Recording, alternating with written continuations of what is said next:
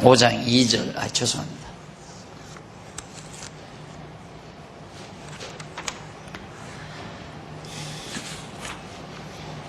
내가 잘지라도 마음은 깨었는데 나의 사랑하는 자의 소리가 들리는구나. 문을 두드려 이르기를 나의 누이, 나의 사랑, 나의 비둘기, 나의 완전한 자야, 문 열어다오. 내 머리에는 이슬이, 내 머리털에는 밤이슬이 가득하였다 하는구나. 2절 한 절 봉독해 드렸습니다.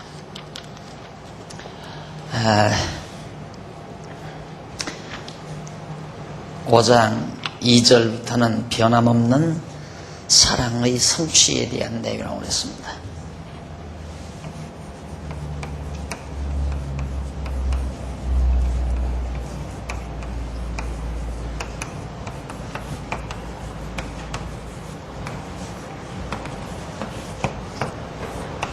음, 5장 2절에서부터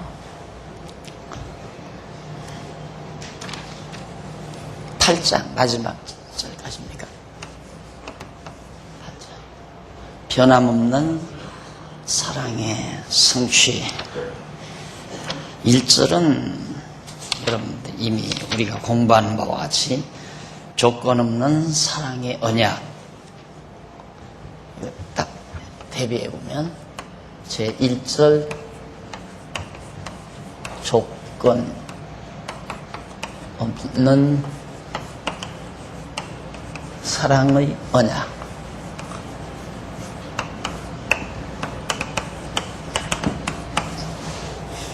아가서 다라고 그랬죠. 아가서. 예. 언약과 성취 딱 나오잖아요. 예.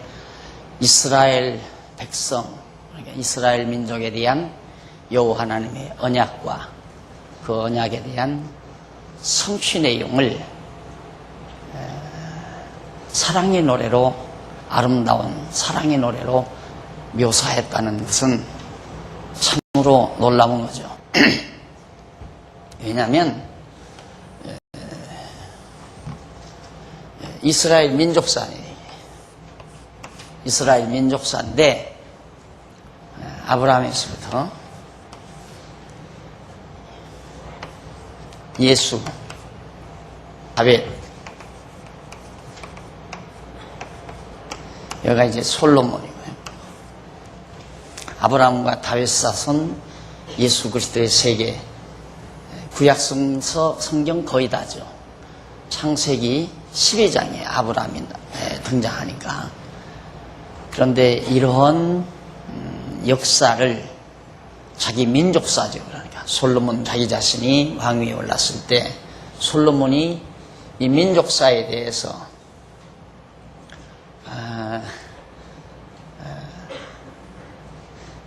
지나온 민족사만이 아니라 앞으로 다가올 민족사, 70년 포로 생활까지 포함해서 회복을 유시한 이런 자기 민족의 역사를 사랑이라는 주제로 묘사할 생각을 했다는 것 자체가 참으로 우리를 놀라게 하는 거죠. 우리가 늘 이 세상 살면서 불행감을 느끼는 이유는 자기 과거에 대한 한탄입니다. 지나온 과거를 아름답게 노래할 수 없다는 얘기죠. 그리고 미래에 대한 절망감, 다가올 미래에 대한 불확실성 때문에 절망감이 와서 나 자신으로 하여금 불행감에서 헤어나지 못하게 만드는 것이 보편적인 사람들의 생애 과정입니다. 그런데 어떻게 솔로몬은 과거의 자기 민족의 역사, 아주 다 아시다시피 아브라함 많은 고난을 겪었죠. 사실 아브라함의 고난의 역사입니다. 이스라엘 민족 400년 종살이 했어요. 40년 광야 생활했고, 그리고 한 200여 년 사사시대 이방민족이 침입했다가 또 망하고, 침입당해서 망하고, 다시 좀 회복해서 살다가 또 망하고. 이것이 12서너 차례 반복이 되죠. 그러니까 솔로몬, 다윗 왕이 왕위에 오르기 이전까지의 역사는 완전히 이걸 아름답다고 묘사할 상상을 아무도 못하는 거죠. 이 아름다움으로 승화할 수 있는, 자기 민족의 역사를 이 세상에서 가장 아름다운 게 뭡니까? 가장 좋고 아름다운 것이 사랑이라는 거 아니겠어요? 사랑인데 최고로 좋은 것을 주제로 해서 자기 민족사를 노래할 수 있다는 것은 솔로몬만이 가질 수 있었던 특권이었습니다. 왜? 지혜자였기 때문에. 따라서 지혜자는 자기 민족의 역사는 물론이거니와 자기의 삶도, 살아온 지난날의 과거의 삶도 아름다움으로 노래할 수 있는 자이고, 앞으로 좀 다 암담하고 어두울 것 같은 미래라 할지라도 그 미래도 사랑으로 승화시킬 수 있는, 그렇게 사랑이라는 주제로 자기의 생을 접근할 수 있는 자, 그게 바로 지혜자입니다. 솔로몬이 자기 민족사 과거사죠. 과거사, 그리고 미래사예요. 과거사와 미래사, 물론 현재는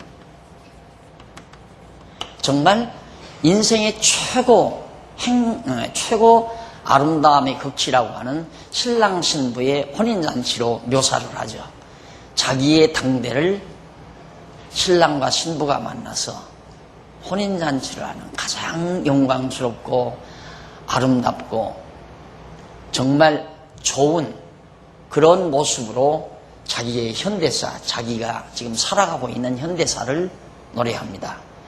그러면 자기가 그처럼 왕위에 올라앉아서 마음껏 누리고 영화를 누리고 정말 권세를 누리고 하니까 아름답게 노래할 수 있지만은, 지난 과거사는 형편없고 고통 많은 민족사였는데 이걸 어떻게 사랑이라는 주제로 노래할 생각을 했을까? 또 다가올 미래라고 하는 거, 이게 아직 미래라고 하는 거, 이거 정말 험난한, 자기 아들 때에 가서 벌써 나라가 갈라져 가지고 몇 차례 남쪽 유다도 몇 차례 시련과 고통을 겪으면서 급기야는 북쪽 이스라엘 멸망을 하고, 남쪽 유다는 바빌로니아에 가서 70년 종살이를 하고, 이런 고통스러운 역사가 솔로몬 미래에 기다리고 있는데 이걸 어떻게 사랑이라는 주제로 노래할 생각을 했겠는가 이 말이죠. 어떻게 그게 가능했겠는가? 그것이 바로 지혜의 덕입니다. 지혜란 뭐냐? 하나님께서 아브라함과 다윗 자손으로 예수 그리스도를 보내시는 이 하나님의 역사 섭리를 총체적으로 볼 수 있는, 지난번에 했죠? 이 역사 섭리를 총체적으로 또는 입체적으로 또는 영원적 관점에서 역사를 내려다보는, 역사를 자기가 살고 있는 그 시대의 아름다운 모습만을 보는 게 아니라, 이 아름다운 모습이 있기까지는 지난날의 역사가 필요했고, 이런 또 이 아름다운 역사는 장차 하늘의 지혜자로 오실 예수 그리스도가 오셔서 참으로 하나님 나라를 세우시고 다스리실, 자기보다도 훨씬 월등한, 솔로몬 자기보다도 월등한, 비교할 수 없는 그런 만왕의 왕이신 그리스도가 오셔서 영원토록 다스려 주실 하나님의 이런 역사 섭리를 총체적으로 바라볼 수 있는 그런 지혜가 있었기 때문에 이스라엘 민족사를 사랑이라는 주제로 노래할 수 있었다라는 얘기입니다. 우리 한국 역사 그만두고 나 개인의 역사, 조금 더 나가서 우리 장안중앙교회 역사, 이걸 놓고 우리들은 정말 어떻게 접근할 것인가? 비관적으로 접근할 것인가? 부정적으로 접근할 것인가? 아니면 원망과 후회, 미래에 대한 정말 절망감, 이런 생각을 한다면 지혜자가 아니죠. 지혜자는 항상 내 지난날에 부분적으로 보면 어두웠던 역사였지만 그런 역사도 가장 아름다운 사랑이라는 주제로 노래할 수 있고, 지금 좋은 현실이라고 생각되면 지금도 사랑이라는 주제로 노래할 수 있고, 다가올 미래도 보장된 것은 없지만 믿음으로, 이게 믿음이죠. 확실하게. 왜? 하나님께서 언약을 했으니까 반드시 이루신다 이 말이에요.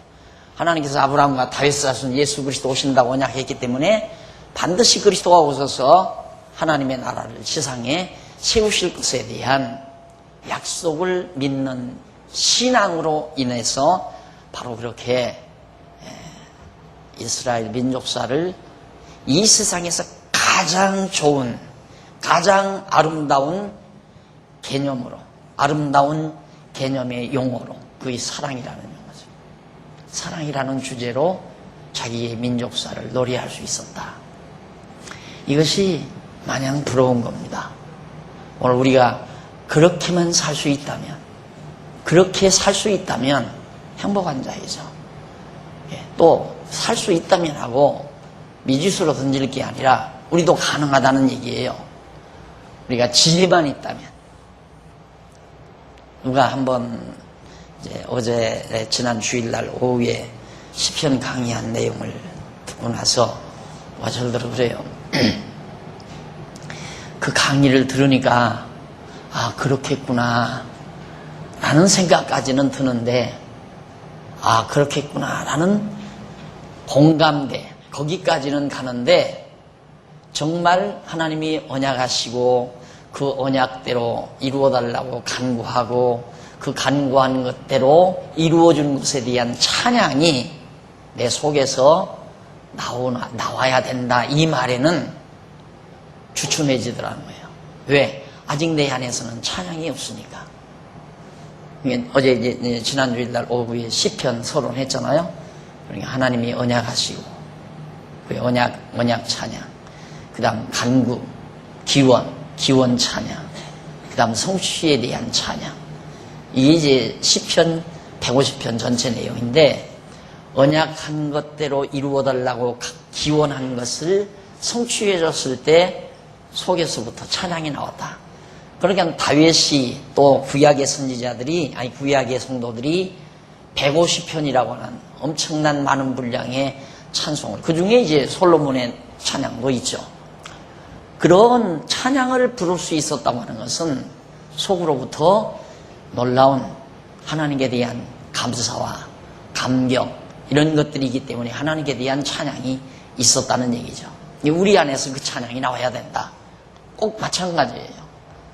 정말 솔로몬은 하나님께서 이렇게 언약하시고 언약대로 이루시는 하나님의 섭리를 사랑의 언약과 사랑의 성취 내용으로 승화해서, 그렇게 각색해서 사랑의 아름다운 노래로 각색해서 자기 민족사를 해석하며 살았다.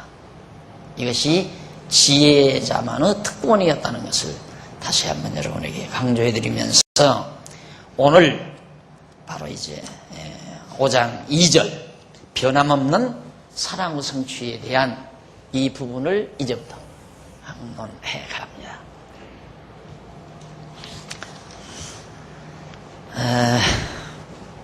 이 변함없는 사랑의 성취는 대략 그렇게 정리가 되죠. 일단 솔로몬이 5장 2절로부터 6장 3절 4588페이지에 나옵니다. 제일 상단에 보면 그 내용 가운데 5장 2절에서 6장 3절까지는 신랑을 잊어버린 신부의 아가에 대한 노래. 신랑을 잊어버린 신부의 아가. 신부가 부르는 아름다운 노래예요. 신랑을 잊어버려 놓고도 또 아름다운 노래를 불러요. 이게 따지고 보면 슬픔의 노래라고 그렇게 묘사할지 모르지만 놀라운 것은 이 모두가 다 합력해서 아가예요. 신랑을 잊어버렸으니까 신부가 얼마나 고통스럽겠어요. 그런데 그 고통스러운 모습을 노래했는데 그걸 아가라는 노래를 부른 것이다. 그러니까 솔로몬의 아가죠. 그러니까 아름다운 노래라고 하는 것은 모든 것이 다 어떤 무엇도 쉽게 말하면 아브라함의 고난도, 애굽에서의 400년 고난도, 종살이도, 광야에서의 40년 방황도, 사사시대의 몇백 년 동안 시련도, 이런 많은 우리들이 단편적으로 올 때는 다 부정적인 내용들이죠. 고난, 방황, 그리고 종살이, 그리고 방황, 시련, 이거 다 고통스러운 거 아니에요? 부정적인 것들이죠. 그런데 이런 모든 것들이 사랑의 노래로, 사랑이라는 주제로 해석이 가능했다는 얘기예요. 그래서 아가 내용은 신부가 신랑을 잊어버렸는데도 잊어버린 것에 대한 노래도 사랑의 노래다, 아름다운 노래다라고 묘사가 가능하다는 얘기입니다. 자, 그러면 좋습니다. 맞아요. 그 다음에 이제 6장 4절로부터 7장 9절, 6장 4절에서 7장 9절은 신부를 찾은 신랑의 아가에 대한 노래. 잊어버린 신부를 신랑이 찾았어요. 거기서 또 노래합니다. 그리고 7장 10절로 8장 5절까지는 신랑을 상봉하는 신부의 아가. 신랑이 신부를 찾으니까 신부가 아름다운 노래를 불러요. 그리고 마지막 8장 6절에서 14절까지 바로 4588페이지 위에서 6째 줄 나와요. 8장 6절로 14절. 변함없는 사랑과 아가에 대한 노래를 통해서 여호와의 자비성을 찬양을 합니다. 하나님의 변함없는 아가, 사랑의 아가, 변함없는 사랑에 대한 아름다운 노래 통해서 하나님의 자비성을 노래하는 내용으로 정리가 돼요. 자, 그러면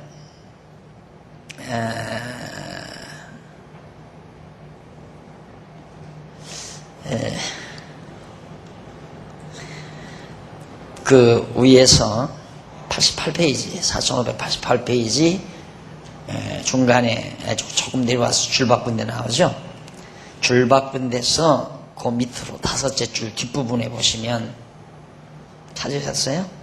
줄 바꾼 데서부터 밑으로 5째 줄 뒷부분에 보시면 이러한 이제까지 제가 말씀드린 이러한 솔로몬의 노래는 솔로몬 왕 시대 이후부터 바벨론 포로에서 돌아와 유다 왕국을 회복할 때까지의 역사 섭리에 대한 역사 섭리의 바탕을 두고 있다. 지금 후반부에 대한 지금 5장 2절로부터 8장까지의 그 대략적인 윤곽 제가 말씀드렸죠. 몇 가지로 한 너댓 가지 주제를 통해서 여러분들에게 말씀을 드렸어요. 근데 이러한 노래는 솔로몬 왕 시대 이후부터 이때부터 바벨론 포로에서 돌아와 다시 유다의 회복, 성전이 회복되고 정말 하나님께 제사가 회복되는 그 회복의 장면까지의 역사를 배경 깔고 솔로몬이 지금 노래하는 거다. 그 얘기예요. 자, 그러면 그 정도 이제 여러분들이 정리를 했으면 우리 계속해서 89페이지 1절 신랑을 잊은 신부에 대한 노래를 한번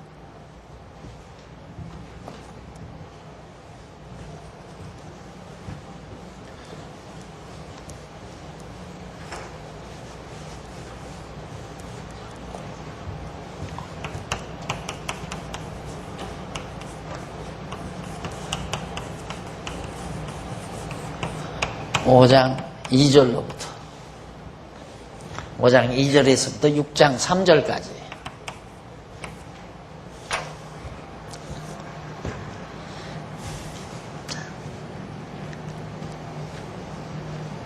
신랑을 잊어버렸다라는 말은 이스라엘 백성이 하나님을 잊어버린 역사를 신랑을 잊은 신부의 모습으로 그렇게 솔로몬이 노래를 합니다. 그럼 이러한 노래는 제일 밑에 89페이지 밑에 두 번째 줄, 이러한 솔로몬의 노래는 솔로몬 왕 시대 이후부터 이스라엘 백성이 바벨론 포로 때까지의 장차 이루어질 역사 섭리의 바탕을 두고 있는데, 이 기간의 역사 섭리는 일찍 여호와 하나님께서 모세를 통하여 언약하신 말씀대로 이루어 주신 것이다.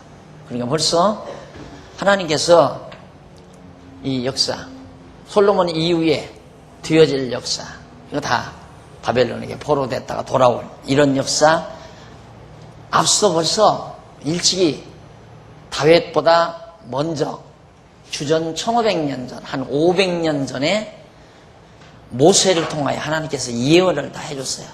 모세를 통해서. 그 모세를 통하여 예언해준 그런 예언의 말씀을 하나님께서 다 이루어 주신 것이다 말이에요.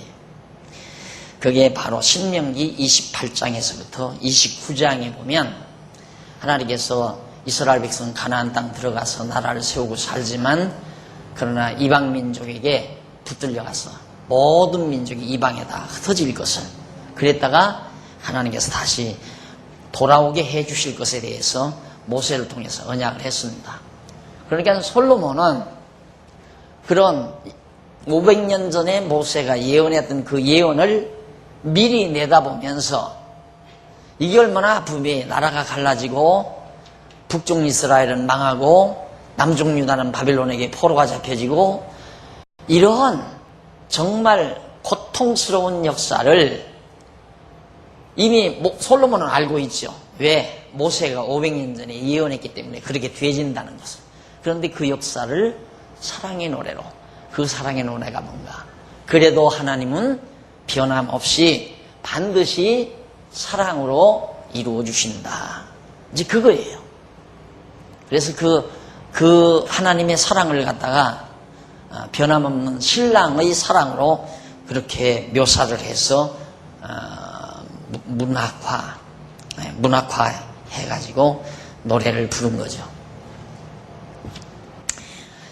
그래, 이 기간의 역사 섭리는 일찍이 이제 모세를 통하여 언약하신 말씀대로 이루어준 거죠. 여러분 다 아시다시피 이제 설명드린 그 말씀대로 나라가 갈라지고, 그리고 바벨론에게 포로가 되고, 그런 역사들입니다.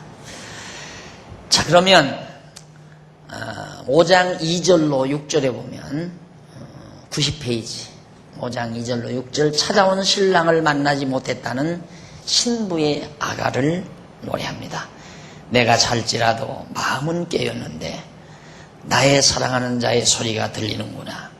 문을 두드려 이르기를 나의 누이, 나의 사랑, 나의 비둘기, 나의 완전한 자야.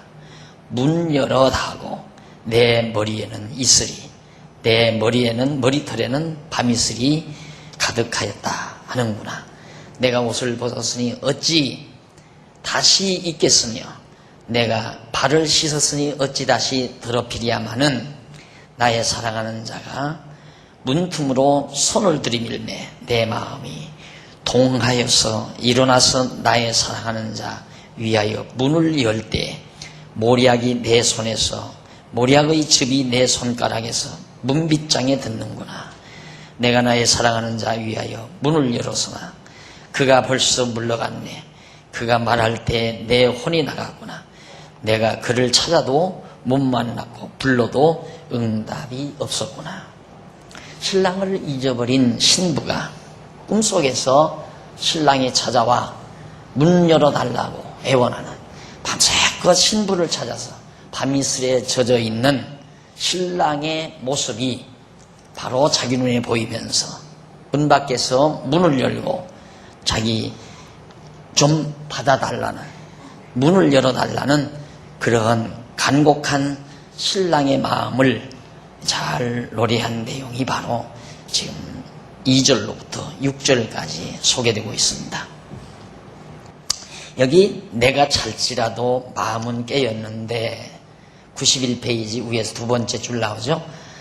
나의 사랑하는 자의 소리가 들리는구나.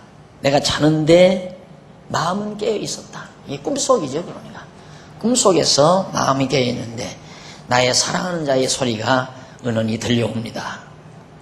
그렇게 신부가 녹였는데, 이것은 여기서 내가 잘지라도 마음은 깨었다라는 말은 꿈을 꾸는 것과 같은 상태를 말하는데, 신부는 꿈을 꾸는 것과 같은 상태에서 사모하는 신랑의 목소리가 들린다고 그렇게 노래를 합니다.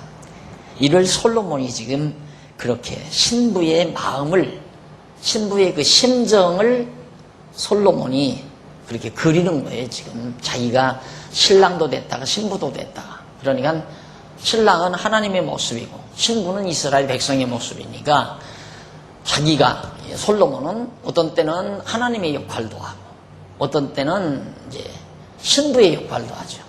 그러니까 신부의 노래와 신랑의 노래가 둘 다 가능한 거예요. 신랑의 노래는 하나님의 심정을 솔로몬이 파악해서 노래하는 거고요. 신부의 노래는 신부의 의중, 이스라엘 백성의 심중을 그리는 내용이에요. 그러니까 솔로몬이 지금 이중 역할을 하고 있는 겁니다. 자, 근데 문을 두드리기를 나의 누이, 나의 사랑, 나의 비둘기, 나의 완전한 자야, 문 열어다고 라는 신부의 노래인데, 나의 비둘기라는 말은 비둘기처럼 순결하고 아름다운 신부, 깨끗하고 순결한 아름다운 신부. 여전히 비둘기같이 순결하라, 깨끗하다는 얘기거든요. 순결. 여자의 생명은 순결이라고 하잖아요. 순결. 남자들이 가장 바라는 것이 여자에 대해서 순결을 바라는데, 하나님도 우리에게 순결을 바라요. 그런데 놀라운 건 뭐냐면, 이게 순결한 민족이 아니잖아요. 지금 이스라엘 백성이 형편없고 정말 거리 여자나 다름없는, 이리 찢기고 저리 찢기고 완전히 내 동댕이 쳐버린 상처투성이의 민족이란 말입니다. 이스라엘 민족이.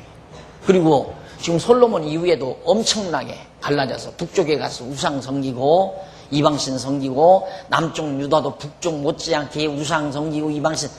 정말 이게 무슨 순결이냐 이 말이에요.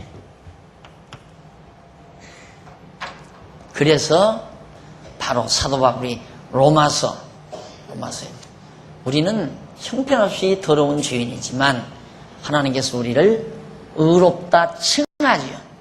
일컫는다 이 말입니다. 실제 우리가 의롭고 깨끗한 게 아니라 더럽고 추하지만 하나님이 의롭다고 칭해준다 이 말이에요. 이스라엘 백성이 형편없이 더럽지만은 하나님은 나의 비둘기야, 나의 순결한 여인이여 라고 불러준다는 그런 의도가 바로 나의 비둘기야 라는 말 속에 담겨져 있다. 그리고 나의 완전한 자. 하여튼 여기 완전하다는 말은 안으로나 내면적으로나 외면적으로 인물도 좋고 성격도 좋고 인간성 좋고 모든 그 내면이나 외면할 것 없이, 외적인 면 할 것 없이 어디 하나 흠잡을 데가 없는, 그게 완전한 거 아니겠어요? 나의 완전한 자야. 이건 엄청난 사건입니다. 그러니까 내가 늘 강조하지만은 하나님이 보시는 하나님의 시각, 하나님의 시선이죠. 하나님의 시선. 어떻게 순결하다고, 어떻게 완전하다고 보는가. 하나님의 눈빛이에요. 이것이 사랑의 눈빛. 사랑의 눈빛으로 바라보니까 완전하게 보이는 거고, 순결하게 보이는 거고, 흠없이 보이는 거죠. 이것이 하나님이 우리를 바라보시는 하나님의 크신 사랑의 눈빛이라는 것, 이걸 사도 바울이 로마서에서 계속해서 강조한 부분이 바로 그 부분입니다. 그리고 신랑이 순결하고 흠이 없이 아름다운 신부를 찾아와 문을 열어달라고 그렇게 요구를 하죠. 근데 사실 신랑을 잃어버린 것 자체가 벌써 흠집이 많은 거죠. 깨끗하지 못한 거고. 벌써 잊어버렸다는 것은 솔로몬 말기에 이제 역사 그 내용, 그 노래에 대한 역사적 배경이 나오겠죠. 바로 나오잖아요. 91페이지 중간 줄바꾼 데 보시면은 이렇게 나의 비둘기야, 나의 완전한 자야. 이렇게 노래했던 이 노래의 역사적 배경은 뭐냐? 나의 사랑, 나의 누이, 나의 비둘기, 나의 완전한 자야. 그 역사적 배경을 보면 솔로몬 왕정 이후 이스라엘 나라는 남북으로 분열되어 북쪽 이스라엘이나 남쪽 유다가 여호와 하나님을 저버리고 이방신을 섬기게 된다.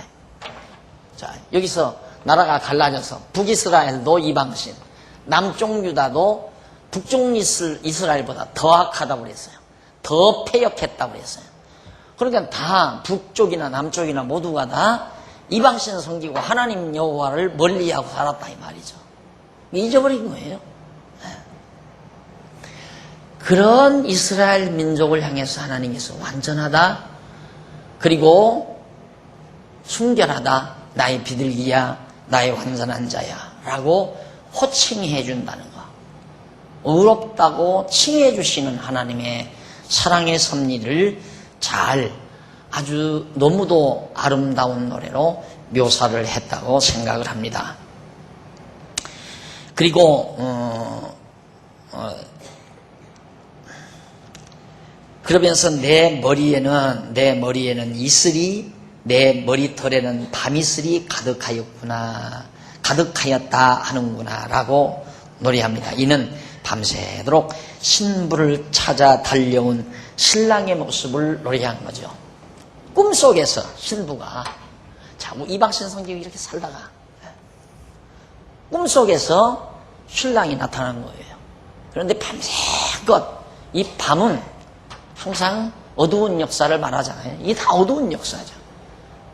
이 역사 동안 하나님께서는 계속해서 밤이슬 맞아가면서 잊어버린 신부를 찾아 헤매는 모습으로 신부에게 꿈속에 나타나 보여진 사실을 노래하고 있는 겁니다. 그 다음 3절로 5절 보면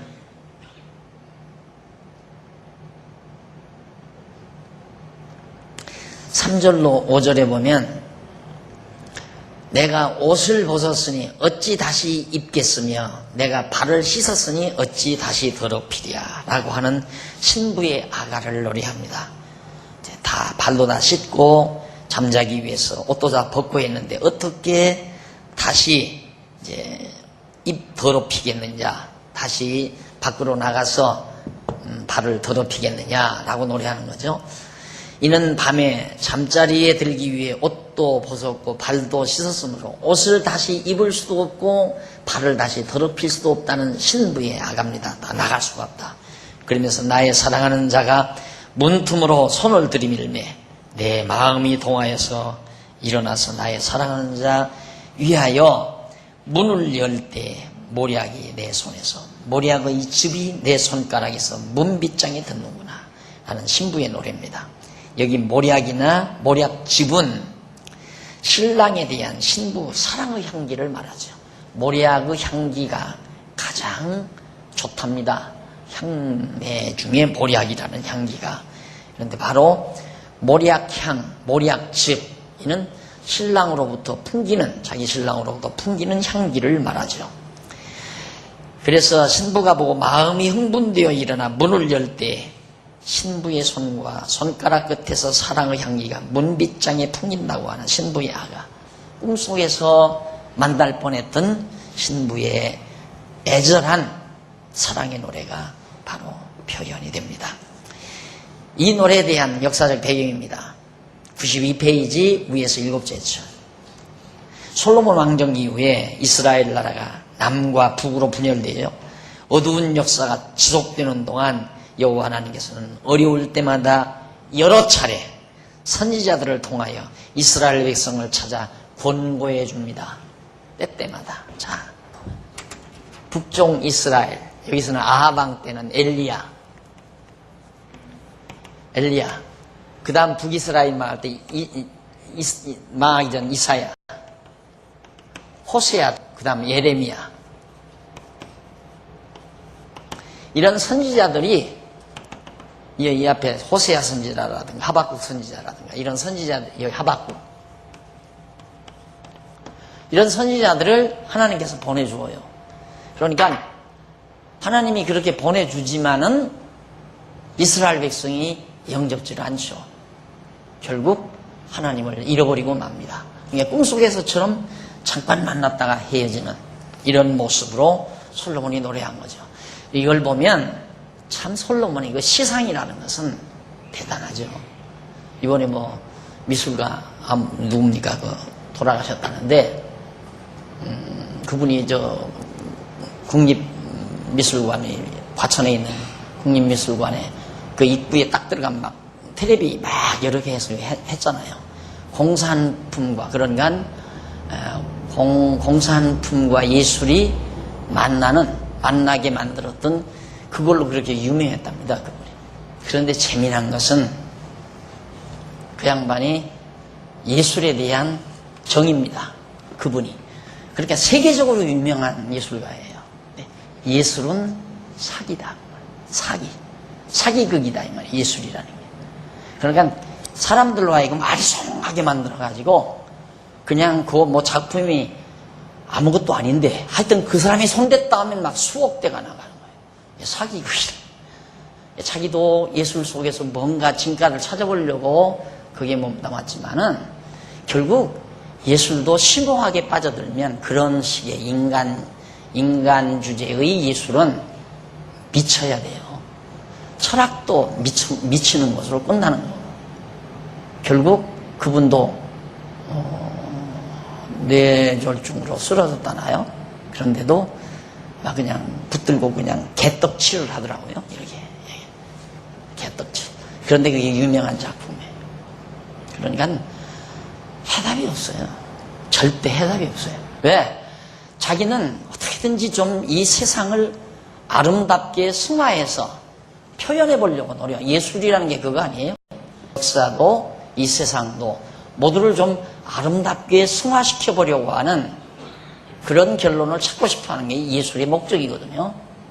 그런데 찾아도 없다. 어떻게 아름답게 노래하느냐 이 말이에요. 조금 힘이 있으면 약한 사람들을 막 죽이고 살상극을 벌리고 짓밟고 폐허로 만들어버리고 폭탄 쏟아부어 버리고 그리고 다 빼앗아오고. 여러분 세계 여행 다니면서 저는 몇 군데 안 가봤지만은 제일 증오스러운 게 뭐냐면 그 정복자들의 기념관. 거기는 어떠한 일이 있어도 제가 가요. 다른 건 별로 내가 일부러 안 찾아가는데 정복자들이 그 정복 당시에 했던 뭐 기념관 그런 데는 어떻게든지 들어갈 수만 있으면 들어가 보려고 노력. 왜? 인간의 잔악성이 거기에 다 모아 있으니까. 어둡고 미개하다 하지만 그게 사람들이 보는 눈이지 얼마나 순수해요. 그냥 그 하나님이 주신 자연 속에서 그대로 그냥 짐승의 모습처럼 아무것도 뭐 그런 거 없이 그냥 짐승처럼 순박하게 살아가는 사람들 총칼도 들고 들어가서 다 죽여버리고 짓밟아버리고 그리고 한쪽에다가 밀어붙여 놓고 밥이나 먹이고 좋은 자리 다 자기네들이 차지하고 살고 그것이 다 서구문명의 잔재들 아닙니까? 그걸 어떻게 아름다운 예술로 승화하느냐 이 말이죠. 승화시킬 수가 없죠. 그러니까 예술은 사기극이다. 사기다. 맞다고 봐요 난. 사기라는 말이. 왜? 해답이 없으니까. 그러나 기독교 예술을 보십시오. 이건 사기 아니에요. 이거야말로 사기가 될 수 없어요. 진짜 예술은 아름다움을 추구하는 거죠. 그 아가 아닙니까? 아가. 아름다우라 하자 노래 같자 아름다운 노래. 예술이 추구하는 것이 아름다움을 추구하는 거예요. 미를 추구하는 게 예술인데 진, 철학이고 선, 도덕이고 인간이 진선미 추구한다고 진.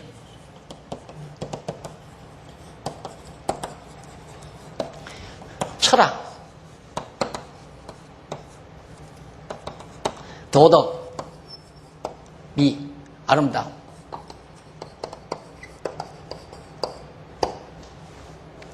철학과 도덕, 아름다움. 예술.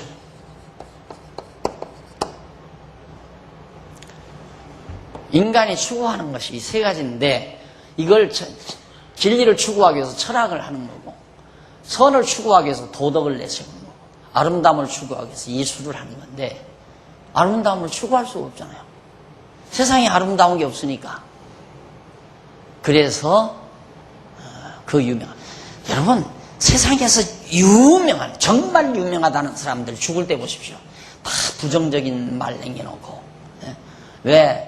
소위 도덕이거든요. 사실 불교도 결국에는 그 선 추구예요. 이 선 말고 참선. 도덕과 만나는 거죠. 그래서 생부를 추구하는 건데, 그 성철 노승이 죽으면서 또 세상 뜨면서 그랬잖아요. 속지 말라. 다 거짓말이다. 속지 말라. 다 거짓말이다 이 말이에요. 속지 말라. 큰 별 죽었다고 서울대 미대 교수가, 미대 학장인지가 나와서 글을 썼는데, 예술계의 큰 별이 사라졌다 이거예요. 그런데 큰 별께서 예술은 사기다. 신문에 나와서요. 신문에 예술은 사기다. 그분의 유명한 예술에 대한 결론입니다. 사기죠. 왜? 이렇게 역사를 아름답게 볼 수가 없으니까. 아무리 아름답게 보려도 볼 수가 없으니까. 그래서 그걸 보려고 노력하다 보면 미쳐버려요 이게. 자기가. 철학자 니체도 미쳐버렸잖아요. 미쳐. 선을 추구하는 성철 스님도, 성철 노승도 거짓말이니까 속지 말라. 이름 누군지 모르겠어요. 큰 별, 예술계의 큰 별.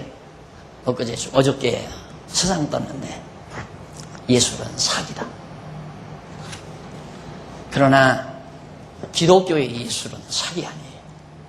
진짜 아름답게 노래할 수 있는 겁니다.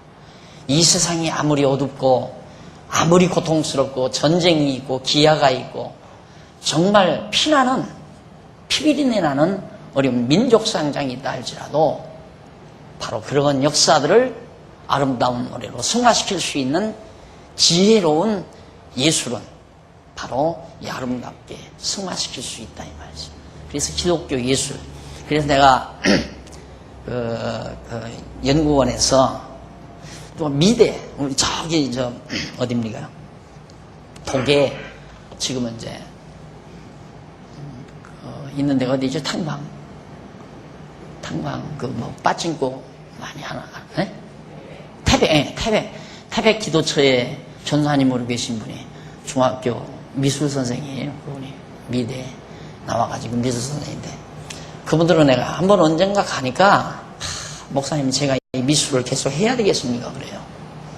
그러니까 그거 뭐 화판 놓고 그림이나 그리려니까 이게 진리를 깨닫고 나니까 이건 무의미한 짓 같다 이거예요. 그래가지고 고민이 돼가지고 아주 이제는 직장 미술 선생 한다는 것 자체가 싫은 거예요. 미술 선생 한다는 것 자체. 이 미술 포기하겠다.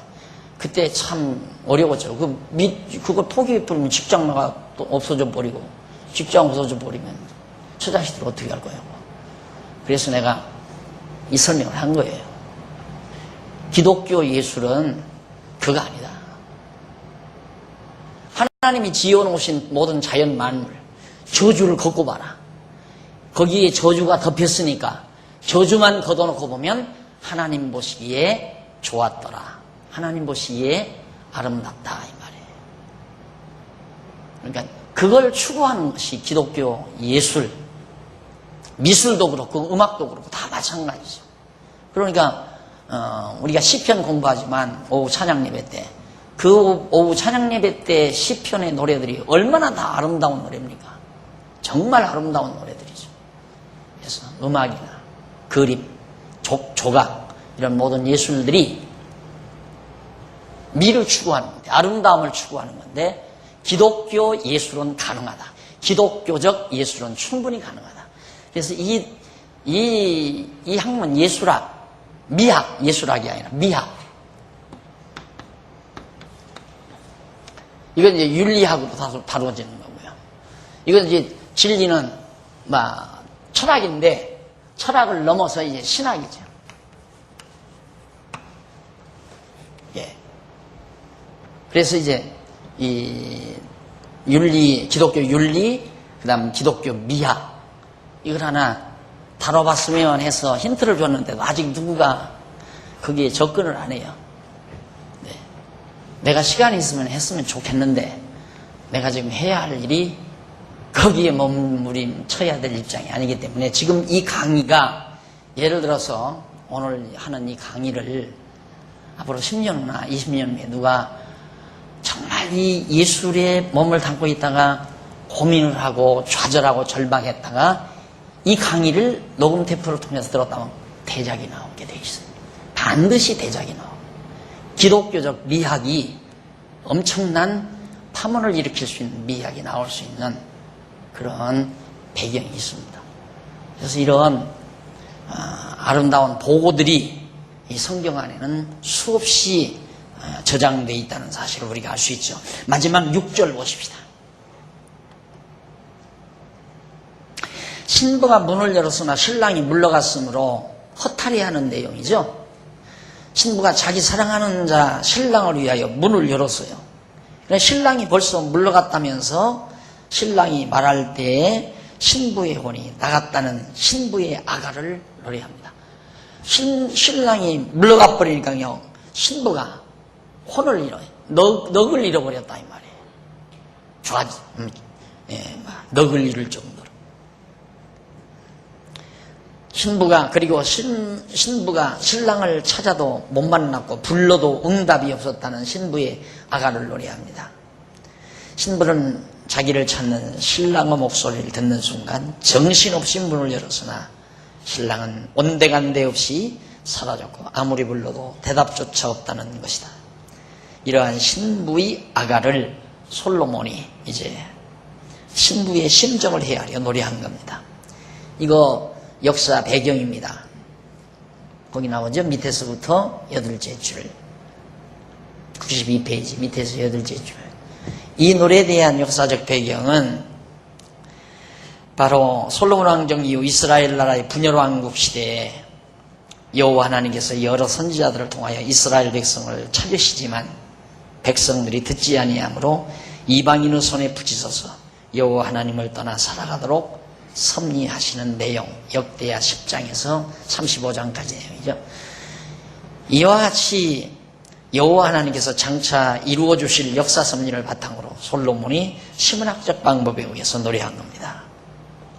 그러니까 이걸 솔로몬이 미리 알고 나라가 갈라진 다음 이방의 포로로 잡혀가서 하나님을 만날 듯 하다가 급기야는 하나님을 완전히 잊어버리고 말죠.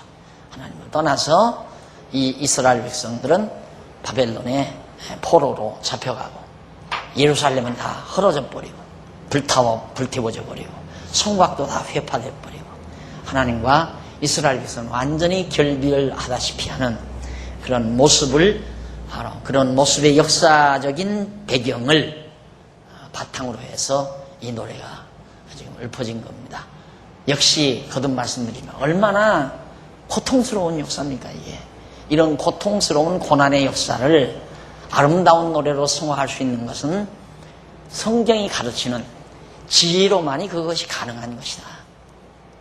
오늘 우리가 이 세상 살면서 한평생 살다 보면 비극들이 참 많습니다.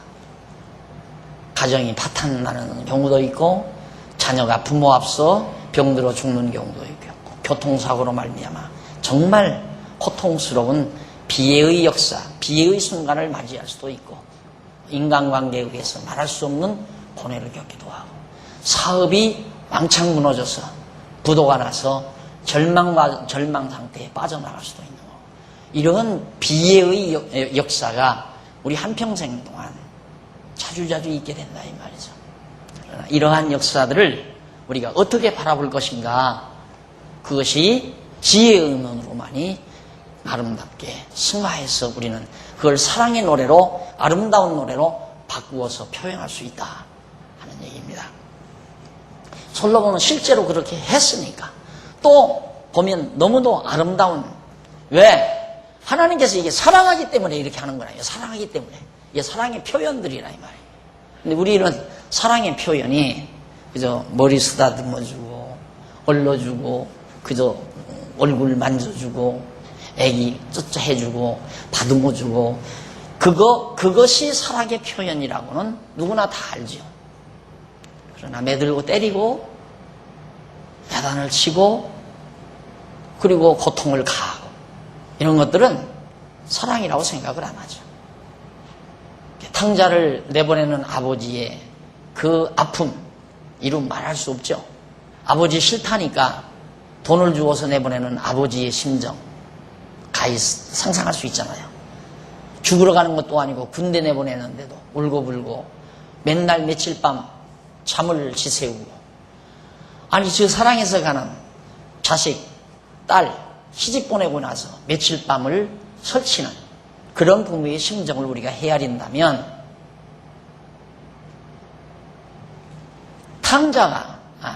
아버지가 탕자를 내보낸 그 심정을 우리 알만 하잖아요. 그런데 그것이 사랑이었다 이 말입니다. 하나님께서 우리를 에덴 동산에서 내쫓으실 때 더 웃고 보낸 것이 아니라 마음속에 그 자비하신 뜨거운 열정이 아픔을 겪으면서 에덴 동산에서 우리를 사랑하기 때문에 내어 쫓았다. 에덴 동산에서 탕자를 내보내듯이 이런 것들이 모두가 다 사랑이라는 이름으로 다 소화할 수 있는 역사들이다라는 얘기입니다. 어느 것도 하나님의 사랑이라는 이름으로 해석되지 아니할 것이 아무것도 없다. 다 그것이 하나님의 사랑의 방법이고 사랑은 실제 액션이고, 하나님이 나를 어떻게 사랑하는가? 나로 하여금 때로는 망하게 해서 사랑하고, 나로 하여금 고통을 겪게 해서 사랑하고, 나로 하여금 절망에 빠지게 해서 사랑하고, 그런 우리 인간의 눈으로 볼 때는 부정적인 측면이지만 그것이 하나님의 사랑의 액션이라는 사실을 우리는 감지할 수가 있습니다. 바로 그런 노래들이 이 여기에 담겨져 있는 겁니다. 자, 이렇게 해서 일단은 솔로몬의 이 아름다운 노래 6절까지를 우리가 신랑을 잊어버린 신부의 노래 중에 2절로 6절까지 찾아온 신랑을 만나지 못했다는 신부의 아름다운 노래를 솔로몬이 노래한 걸 우리가 살펴봤습니다. 찾아왔는데 못 만났다. 더 애절하죠. 너무너무 애절하죠. 오늘 바로 우리들의 모습입니다. 하나님 앞에서 우리들이 하나님을 잃어버리고 살 때 이것이 곧 우리들의 심정에서 읊어져야 될 아름다운 노래라는 것을 다시 한번 기억하시면서 다음 시간 5장 7절부터 약속하고 오늘 강의 마무리합니다. 기도하십시다.